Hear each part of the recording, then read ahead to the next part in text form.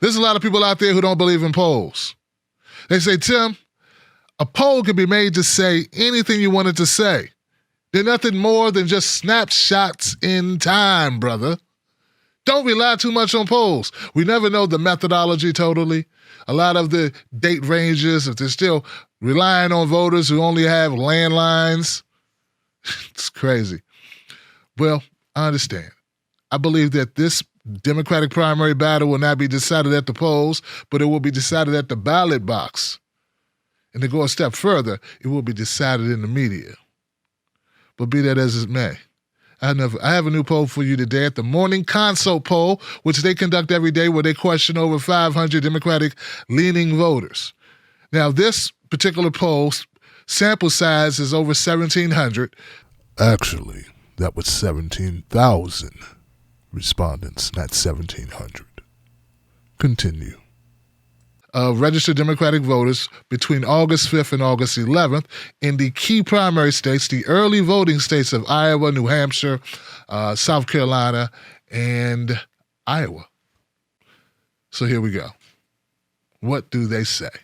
Two of the key takeaways of the polling say that Warren and Harris are simply or slightly underperforming in early primary states. Both senators have 3 points less in vote share compared to nationally. Meanwhile, Steyer holds steady at 6% in the early primary states and is known by just over half, or 58% of voters nationally. The frontrunners are best positioned to pick up support as a second-choice pick, along with polling best in terms of first-choice support. Biden, Sanders, Warren, and Harris also the most frequent second-choice selections. So who's leading the Democratic primary? All Democratic primary voters. Joe Biden with 33%. Holding steady, Bernie Sanders is 20% up 1. Elizabeth Warren, 14% down 1. Kamala Harris at 9%, no change. Pete Buttigieg, -1 at 5%. Beto O'Rourke with 3%, no change. Cory Booker, 3%, no change. Andrew Yang, 2%, no change. The following candidates received 1% or less of the vote: Amy Klobuchar, Kirsten Gillibrand, Julian Castro, Tim Ryan, John Hickenlooper, Tulsi Gabbard, Michael Bennet, John Delaney, Steve Bullock, Bill de Blasio, Jay Inslee, Seth Moulton, Tom Steyer, and Marianne Williamson. And as of this recording, John Hickenlooper just announced that he is no longer in the race. Now, what about those early primary states we talked about? New Hampshire, Iowa, South Carolina, and Nevada. Joe Biden holds it 35% up by 3. Bernie Sanders at 18%, -1. Elizabeth Warren, -5 at 11%. Kamala Harris, 6%, -2. Tom Steyer, 6%, 0. Pete Buttigieg, 6%, +1, and Cory Booker up to 6%, +3. The following candidates received less than 2% of the vote share: Andrew Yang, Beto O'Rourke, Amy Klobuchar, Tim Ryan, John Delaney, Tulsi Gabbard, Steve Bullock, Kirsten Gillibrand, Jay Inslee, John Hickenlooper, Julian Castro, Michael Bennet, Bill de Blasio, Seth Moulton, and Marianne Williamson. Now, when we look at favorability ratings, what I look for is never heard of. This is very important, guys. Bernie Sanders is leading the board due to the fact more people have heard of Bernie than Joe Biden. I find that crazy, don't you? That's amazing. With 30% very favorable and 42% of somewhat favorable, only 7% heard of with no opinion, and it looks like a negligible, maybe even 1% at the most, of never heard of. Compare that to Biden with a 34% very favorable, 41% somewhat favorable, 6% heard of but no opinion, and looks like it's 2 or maybe even 3% never heard of. Now, if we jump down and we take a look at some of the other candidates with the never heard of, it starts to grow. 13% of the respondents didn't know who Kamala Harris was, and 9% didn't know who Elizabeth Warren was. But look at how it increases as we get lower here. Pete Buttigieg, 25% of the people had no idea who Pete Buttigieg is. Julian Castro, 22%. Kirsten Gillibrand, 23%. And it gets deeper, guys. Check it out. Amy Klobuchar at 29%, Andrew Yang at 33%, Tulsi Gabbard at a whopping 36% of people don't know who she is. Never heard of her. Now, if we jump all the way down to like Jay Inslee and Tom Steyer, we got 42 and 44%, Seth Moulton with 53%. I'm not sure Seth knows who Seth is.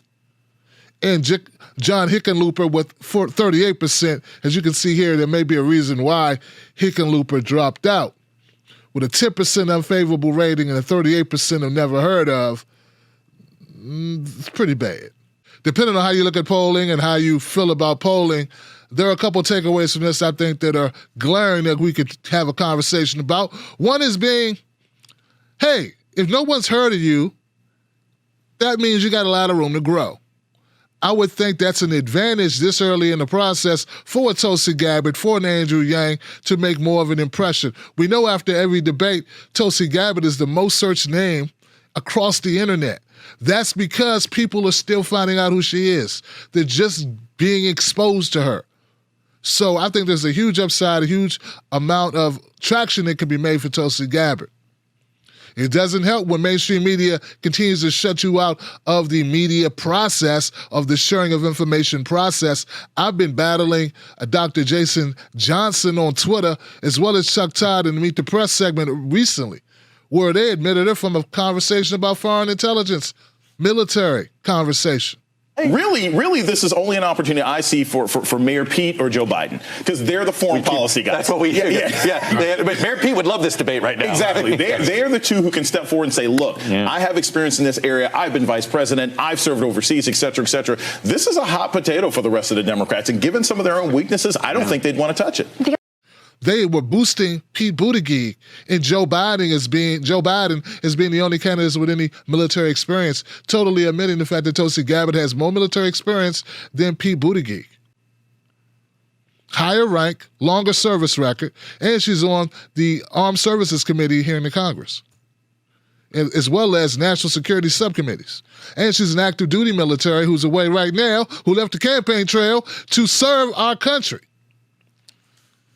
So as long as we have a media that's complicit in making sure not to let progressive candidates get the word out, there's going to be an uphill battle.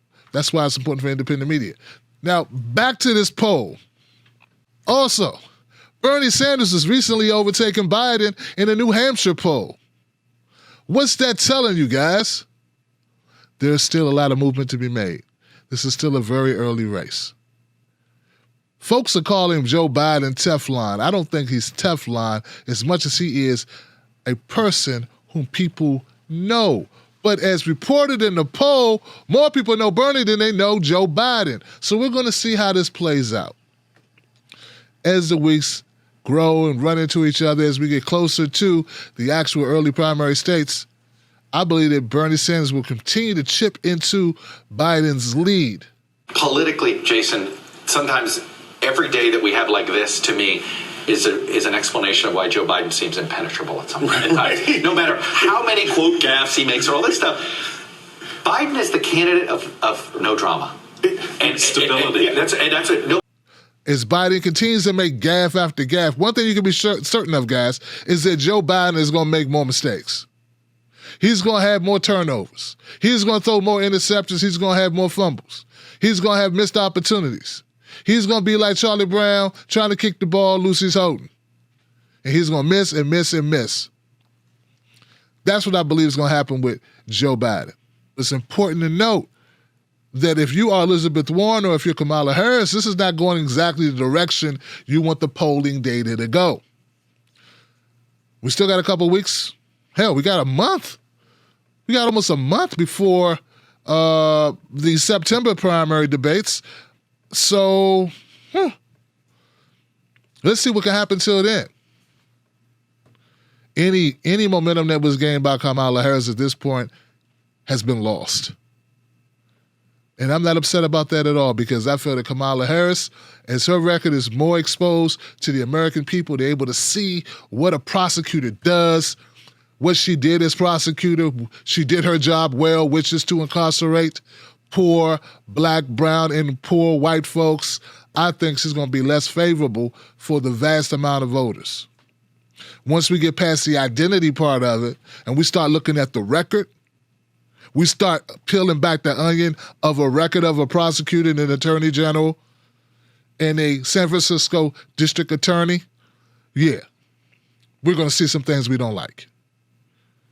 All right, I'm Tim Black. Follow me at Real Tim Black on Facebook and Twitter. Don't forget, become a member of my Tim Black Wolf Pack. We tell it like it is every time out because we are not brought by the establishment. We are truly independent. Support our work, become a member, and get early access, special access, and if you give more than $5 a month, you get a official Tim Black Wolf Pack gift pack. Do it now.